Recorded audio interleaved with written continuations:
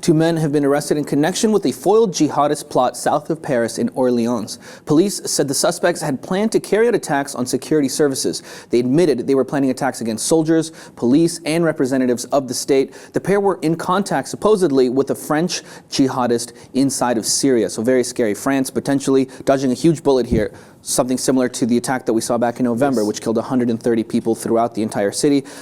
These two men that they have arrested they've arrested so far. There's also a third man in question, but we don't know who he is or we don't know anything about him yet. The French authorities have actually let out very little information about this whole thing, but here's what we know so far, Jose. They've already admitted to planning attacks on military barracks, as well as police stations. Those were their main targets. They were seizing weapons. They were even trying to recruit other terrorists to join them in these attacks. The two men, one originally from Morocco, the other from Togo originally, but like the attackers in the Paris attacks that we saw in November, both French citizens. Correct.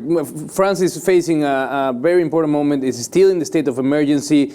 Right now, the Congress voted for 3 more weeks of this state of emergency, but at the same time, the government is trying to make these measures permanent, written into the Constitution, showing that, yes, we see that thankfully they stopped these terrorist attacks, but also we are facing a bigger issue, the new normal around the world, this world where, as a response to these terrorist attacks, these countries start to establish new measures, anti-terrorist measures that also start curtailing into personal liberties. And that is the whole game and of the terrorists, is to create this state of fear where we are not free anymore. And the governments are falling right into that, creating these laws.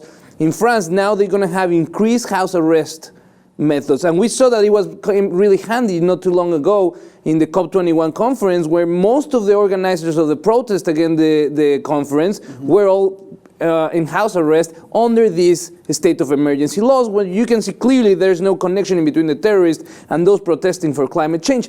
So I'm celebrating the fact that we were able to stop massacre and the death of civilians, but at the same time, we need to see that these governments are going to keep pushing the state of emergency created by the fear of more terrorist attacks into a way to control and further control dissent and freedom of speech. Right, and now someone who would counter what you're saying, well, not really counter what you're saying, you're not necessarily saying it's a bad thing, but somebody who would say, well, this is why we need to have these measures in place. According to the French media, 10 attacks have been prevented in France since 2013, okay? 3,414 people have been denied entry since the Paris attacks alone. Over 3,000 people have not been allowed to enter. Given the fact that France withdrew, under this state of emergency, France withdrew temporarily from the EU Schengen free movement agreement that all the countries have. There's been 3,000 raids, 360 house arrests, 51 have been jailed. So that just shows you, how many people are actually plotting things, how many people have bad intentions trying to come into France, trying to leave France, So these kinds of things could potentially be seen as something that's very necessary, and I think they are, unfortunately. But you're right. You can't do these things without taking away people's liberties. That's the problem. And when the Paris attacks happened, for example, there was this huge talk about how this is the end of Paris as we know it. Their laxed system of security. Personal freedom was something that's huge for the French, I mean, compare it with a city like London, for example. You got a CCTV on every single corner. You're always being watched. France didn't have that. And a lot of people said, when the Paris attacks happened, this is the end. I mean, it's not going to be the same Paris anymore. And it's a global issue. I don't think it's France is the moment, it's leaving the moment and unfortunately had to face the death of hundreds of innocents. But at the same time, we do see this repeating in other countries around the world. Brazil is one that comes to mind right after the World Cup, the Soccer World Cup, one of the biggest sporting events, and before the Olympics, they just passed anti-terrorist laws that allows them to house arrest protesters.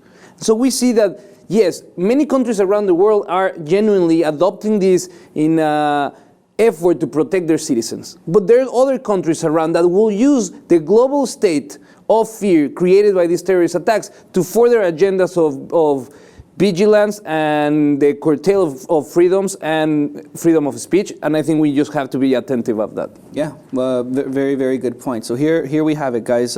France really stepping up security measures to stop more attacks. They've been successful this time. Let's see where the state of emergency goes in the future.